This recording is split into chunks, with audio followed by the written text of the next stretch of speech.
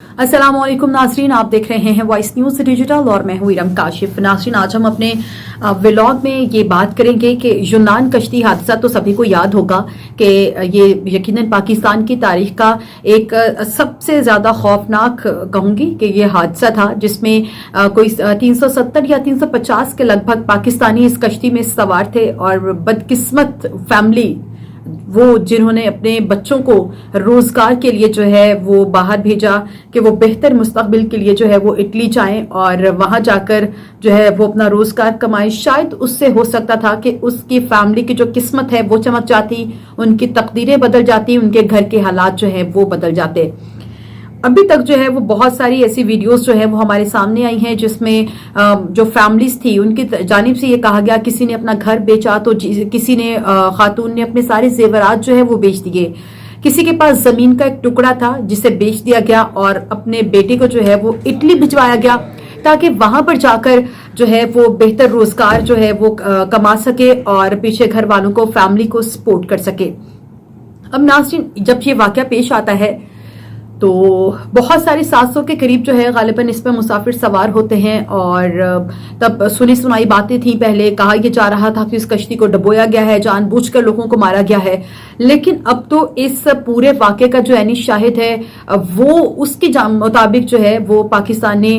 शहर गुजरात का वो रहने वाला है और उसे वापस वतन भेज दिया गया है। और वतन आते ही उसने ऐसे ऐसे इंकशाफात किए हैं कि दिल दहला देने वाली स्टोरी उसने बताई है। उसने कहा कि जब हम बोट में सवार हुए तो मासूम बच्चे भी उसमें थे, खवातीन भी थी, मर्द भी थे, जो यकीनन अपने बेहतर मुस्तकबिल के लिए जो है वो बाहर जा रहे थे, इटली जा रहे थे ताकि वो वहां से कमाकर जो है वो बेहतर रोजगार कर सकें। वो लड़का जो है वो पुलिस में कांस्टेबल था। अब सोचने की बात यह है कि पुलिस में कांस्टेबल था, ऐसी क्या मजबूरी थी उसकी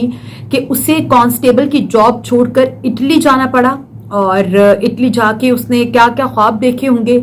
कि वो इटली जाएगा और बेहतर जो है वो अपना रोजगार वहां पर करेगा और अपनी फैमिली को सपोर्ट करेगा। मोजजाना तौर पर बच जाने वाला ये कांस्टेबल जो लड़का है ये गुजरात का रिहायशी है। इसने ये इंकशाफात किए हैं कि इस बोट में जो है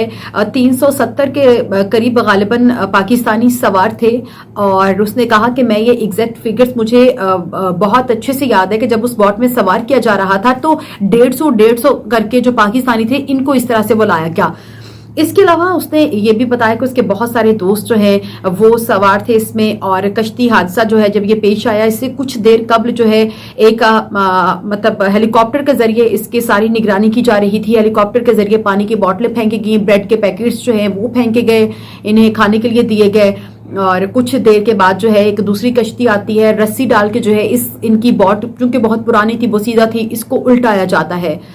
जब कश्ती उलटती है तो बहुत सारी जो कश्तियां हैं वो भी पास होती हैं, इर्द गिर्द होती हैं, ऊपर से हेलीकॉप्टर जो है वो निगरानी कर रहा होता है। अफसोस की बात यह है कि सब लोग वहां पर खड़े तमाशा देख रहे हैं उन 700 इंसानी जानों का जो कि समंदर की लहरों में बह रहे होते हैं, लेकिन कोई भी एक ऐसा इंसान जिसमें इंसानी दिल हो, वो कोई भी ऐसा बंदा शख्स जो है वो आगे नहीं बढ़ा कि आगे बढ़कर जो है उनकी मदद करते, उनको बचाते। उसने कहा कि मेरी आंखों के सामने मेरे बहुत सारे दोस्त जो हैं उन्हें मैंने समंदर की लहरों के सपुर्द किया और मेरे लिए जो है एक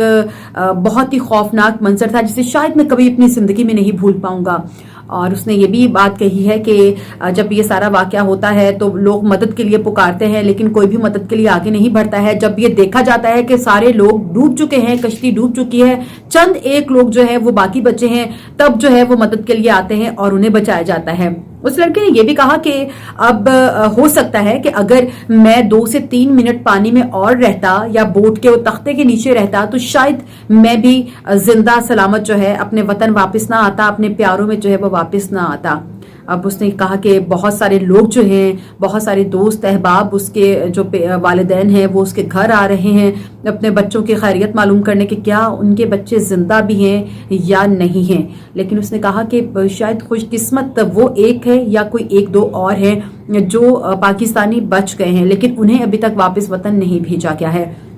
यहाँ पर सबसे अहम बात जो है वो ये है कि जो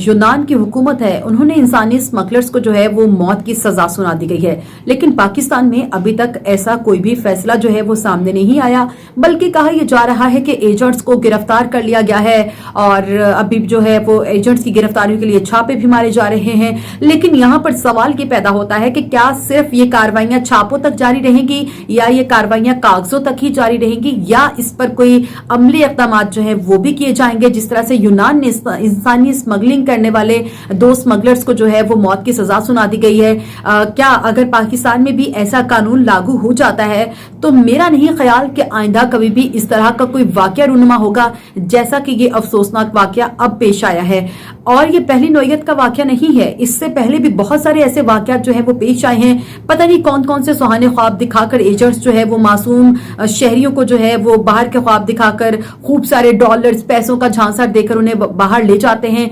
लेकिन उनकी जो जिंदगी की कहानी है वो बीच समंदर ही कहीं गर्क हो जाती है, जो दोबारा सिर्फ अपने माँ बाप या बीवियों या बेटियों की आंखों में जो है वो सिर्फ आंसू बनकर बहती है। इसके अलावा या कुछ यादें रहती हैं उनकी बच्चों की, उनके शौहरों की, उनके बाप की, भाइयों की, बेटों की, कि वो सारी जिंदगी सिर्फ उस यादों के सहारे गुजार देते हैं। और आज के व्लॉग से मुझे दीजिए इजाजत। अल्लाह हाफिज।